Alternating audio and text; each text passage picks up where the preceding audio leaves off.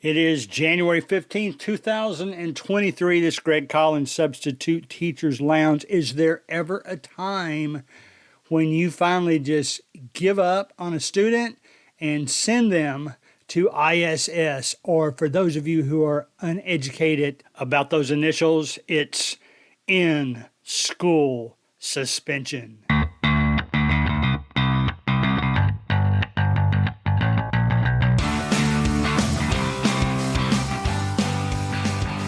Oh, I expect this week's episodes to be popular. Every time we do one on discipline, it ends up being like a top 20 episode that we've ever had. And by the way, we're up. This is episode 191. We've almost hit that 200 margin. I can't believe I've been doing this that long. It started summer of 2018. That's not right. I started subbing in fall of 2018 and started the podcast the next summer, so that would be 2019. So I thank all of you all for listening. Thank all of you all for joining the Substitute Teachers Facebook group. I know ISS or some version of it exists in every school. It's inter-school suspension. Or I said inter or intra. Either way, you know what I mean. It's suspension because of something a student does that they get sent to ISS. ISS, typically they are a room all by themselves. The ones I have seen actually have teachers that's their job. They are the ISS person. The student goes in there with work to do, educational work to do, not just busy work to catch up on. I have seen all kinds of configurations. Hopefully you don't want that room to be too full so you can get by with a lot fewer chairs than you would in a normal classroom. I've seen them in various different configurations, from circles. A lot of times they're facing away from other students. Some of them even have like posters up on the wall, like you would see maybe in the dentist office, that's supposed to be soothing, but at the minimum, not anything to distract the student. A lot of times, and I didn't really think about it until I started putting down notes for this episode, a lot of times I've seen them and they don't have any windows. So they tend to minimize the distractions, make sure those kids know that they're in there for a disciplinary reason, and make sure they work while they're in there. And the least little bit of discipline that's required in that room, it seems like they take it much more seriously because you're already in there for a disciplinary reason. If you do something else, it becomes more serious. It's a graduated level of discipline. Now, how does that apply to teachers and substitute teachers? Let's go from one extreme to another. Now, I'll be honest with you again. You know I'm a volleyball referee, and you know that we have yellow and red cards. And in 6 years, I've only done a yellow card twice, and once was because the player got upset with herself and slammed the ball on the floor so high that it went up into the air. And that's one you almost have to do every time.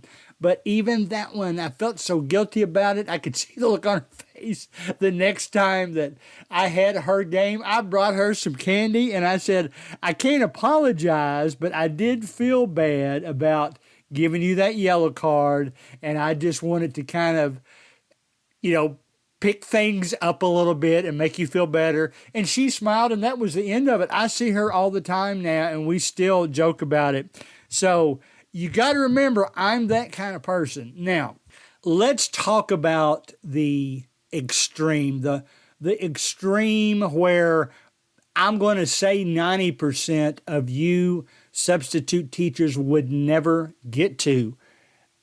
This happened to a substitute teacher the day before I substitute taught that same classroom. I went in there and there were notes galore all over the place. I didn't really read them. I'm not saying I haven't read those in the past. I'm not saying I should, but I'm not going to say that I'd ever feel guilty about doing it because To me, it's a way to compare yourself to other subs and maybe improve. There's another story there that doesn't apply quite as much to this episode, so I'll save it for another time. But in this case, this teacher was, I don't want to say so bad, but so easy to make mad. How's that? All these pages of notes were about disciplinary action. And again, I didn't read them, didn't really want to read them that day. One of the counselors came in and was talking to me during lunch socially, and he ended up saying, "Did you hear about the sub yesterday?" And I said, "What do you mean?" He said, "She called up to the office 11 times. 11 times throughout the day, some in each classroom. And there was some in the classroom that is everybody's favorite, and she apparently yelled at them for every reason. So she tried to discipline them for getting up and sharpening their pencil without asking first.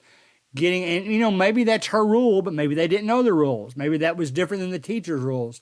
I don't know. I can't remember what it was, but they didn't ask that teacher back. Now, there was one student that she recommended to the office that they went to ISS, and the office didn't do it. There are, I guess you would describe that as too much discipline. That was a teacher who she either wanted to look like the big bad boss and didn't really have that much interest in teaching the kids anything. She just wanted to discipline the kids and be scary to them. Or maybe she was just that much of a nervous wreck that any time that anything at least minimally challenged her authority, she got upset about it and wanted to discipline those kids. That's the one extreme. The other extreme, you're going to be faced with situations where you have no option but to send the student to ISS, or I guess if truth be known, you would contact the office first and then that would be their decision. There's 3 things that I can think of. The first 2 are very similar. They either get aggressive with another student or with the teacher. That's an automatic. Okay. The third one that I can think of, and maybe you can think of more. I think of these, I guess, because I've been witness to all of them happening. If a student purposely destroys school property, I've seen them tear up chairs on purpose. Well, that's a trip to ISS. You are going to in-school suspension. It's all the stuff between the over-disciplinary teacher I described and these actions where it's automatic ISS. We've got a large gap between there. Now, how do we as teachers determine when it's serious enough to call the office? From my yellow card example that I think maybe in 6 years I've sent 3 students to the office, and all of them actually came back and apologized and ended up being, I don't want to say friends, because maybe that's an improper word when you're talking about a teacher or a student, but they trusted me. I trusted them later on. Did they ever need discipline again? Yes. Were others teachers putting them in ISS? Yes. In fact, as I recall now, most of these have been while I have been in a long-term position. So I would have a little bit more authority in making a decision on whether they needed to go to ISS or not. But I would challenge you, as you learn to discipline, don't use things like that as a crutch. You never know when you could have a better result with a student. There is one student the student has moved out of the area. They still could be listening to this podcast, I guess, but I don't know if I would tell you this story if I still had a possibility of teaching the student, but the student did very disruptive things, flicking a student on the head, or when they would come back from lunch, the little wood piece that was holding the door open to the classroom, they would kick it to see how far they could kick it, just aggravating things over and over. I once told them And I do this quite often. To me, this is a disciplinary tool. If it's just a mild form of discipline, but nevertheless something that needs to be done, have them come up and sit for you for a little while. I did that one time, and the student started answering questions. Not only it started answering questions, but got aggravated at others of the students that didn't know the answer. So I was kind of surprised at that. I've had students tell me they're not going to come back there, and then I just talk to them after class. Some teachers probably would have sent them to the office right away. This student was probably testing me because I think he was pretty sure I wasn't going to discipline him too severely. At the same time, I helped him with his work, and you never know what's going on in a student's head. It just so happens this was around Thanksgiving, and as I was coming back from lunch, he was already in my classroom. Wasn't even his class. In my classroom, sitting in a chair. He had left me a note, and he said, "Would you mind reading this?" And it said something to the effect, keep in mind all the students, this was around Thanksgiving, so they were all writing notes of thanks to various teachers. He wrote one to me, and it said something to the effect of, "I know we didn't get off on the right foot, but I really do thank you for being tolerant of me and helping me with my classes." He did want me to help him with some other things. Once that long-term role was over and I would see him in the hallway, he would always come up out of his way to talk to me. You know, for some reason, being destructive and causing trouble was part of him. I never sent him to ISS, but he was in there quite often. But I just want to make the point, and I'm not even sure if I would do it the same way again. I kind of gave him a second chance, and hopefully I at least planted a seed that he could be nice to me in certain situations. He even told me a story about what his girlfriend did to him when she was mad or something like that. Now, I didn't want to hear that story, but he confided in me and told me that story. So when you discipline other students, here's the guidelines that I would shoot for to make sure it's appropriate. First of all, as the title of the podcast said, don't use ISS as a crutch. Don't always know whether I can always send them there. I can tell them they're giving me trouble, send them to ISS. Don't do that. I mean, leave that to the teachers, unless it's one of those three things that we talked about at the beginning of the episode and you just have to. But try to be reasonably tolerant. Don't let them be disrespectful.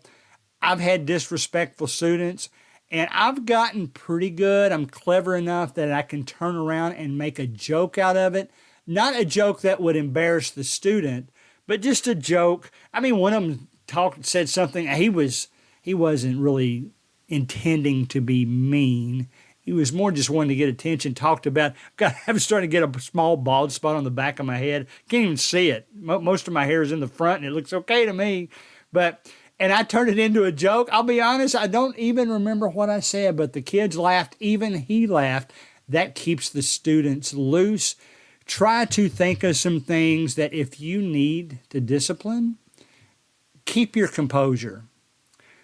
Say things like, now you know that that's something that I should be sending you to the office for.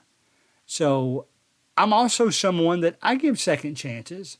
But that's your first and only warning. The next trip is to the office. Try that. That doesn't always work. And by all means, if you say that, you got to do it. So don't make that, I hate to call it a threat, but that's what it is. Don't make that threat and then not follow through on the threat. I'll sometimes catch students lying to me just because they know what kind of trouble it is. And if I know for sure they did it, I did this a couple of weeks ago. I'll say, all right, I know who did this. So you can either admit it now or the consequences later will be much more severe. You could see their eyes. You could kind of see them looking around. And then if they didn't come up at the end, I would announce their name. I would just say, I want to see Johnny and Betsy at the end of class. And then they knew they were in trouble. So when it was over and they came up, they apologized at first, and I said, listen, you're going to get in less trouble with me than if you just admit to something the first time instead of lying about it. I'm a pretty easygoing guy. Unless it's something really serious, I'm going to give you a second chance. I'm just going to tell you don't do it again, and we'll go from there. But don't challenge me in that respect, or don't lie to me. The consequences will be much more serious. And they appreciated that. Again, those students talk to me all the time. So you've got to establish your disciplinary procedure. It's going to be somewhere between send everybody to ISS and send nobody to ISS, even if they're destroying things. You got to come up with a plan in the middle. Now, when you do that, don't emphasize the discipline, emphasize the student. Here's what that means. Remember that you're going to see that student again. That student's there to learn. Don't do something to them that might be so traumatic that it's going to take a few days for them to pick themselves back up. Maybe you just want to have a good talk, and if you can tell they're not listening, then you do something else. But the only goal of this, don't use discipline as a crutch. Use it when necessary, but otherwise, whatever you do based on what that student has done, let's always remember we're there for the students and to keep that student in mind.